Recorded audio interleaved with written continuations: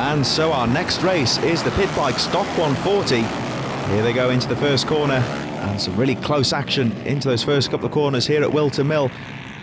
And as we wait for the leaders to go around for the first time, the rider at the front, it looks very much like Richard Saunders, number 71, that leads the way. 56, Dave Schofield, also in there in second place, and wearing the onboard camera this time is Matt Pearce, number 46. And nipping down the inside there, number 13, that was Andrew Giles, who gets another place in these early stages. We just saw Giles there scrapping amongst the midfield riders, and these back markers just jostling for position on the first lap. But with a clear track in front of him, Richard Saunders, number 71, leads the way. And it looks like Dave Schofield also in there with James Gale, Patrick O'Connor, Scott Dunn also amongst the leading group at the moment. And there they go up to the very top of the course with Richard Saunders leading them round the final corner for the first time and down the pit straight any moment now with a clear track in front of him. There he goes round the final corner, pulling away from Dave Schofield in second place. And this pit bike stock 140 class, it's again relatively stock machines, not many modifications allowed to the machines, which means that we get some very close action, as we just saw briefly there, number 437 Darren Morris closing up on a camera guy, and there he goes under the inside of Matt Pearce. So Morris now breaking into the top 10. Will Matt Pearce be able to fight back? We'll see in a few moments, of course, when we return to the onboard camera. But back at the front, Richard Saunders started to pull away, and you can see just how much curve these riders are using. The very limits of the Whilton Mill circuit here. And the midfield riders going through. Just saw there number 94, Liam Wood, just outside the top 10 as Richard Saunders tries to pull away.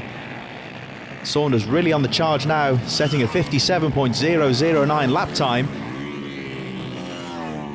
And there we saw Darren Morris, who passed this guy earlier on, Matt Pearce, and it looks like Pearce may have, let's see on the lap charts, it could well be Casey Newcomb in front of him.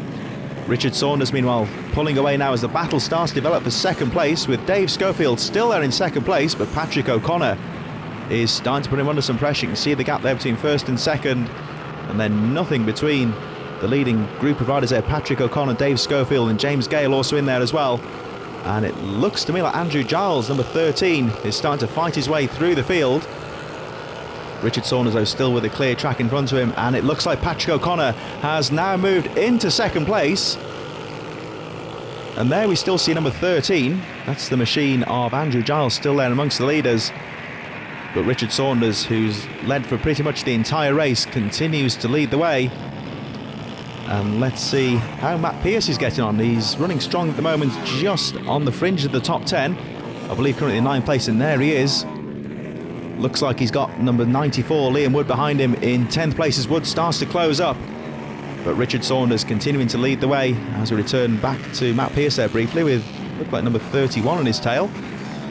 Again, using all the curve on that second corner, getting the maximum amount of power along this big back straight here at Whilton Mill, with Richard Saunders leading the way. And now look at second place, Patrick O'Connor is clear of the third place man and starting to close up with our race leader. So look out for Patrick O'Connor in the closing stages. But there was no problems there for Richard Saunders, number 71, who took the race victory. Patrick O'Connor has to settle for second, with Dave Schofield, James Gale and Scott Dunn in 5th place.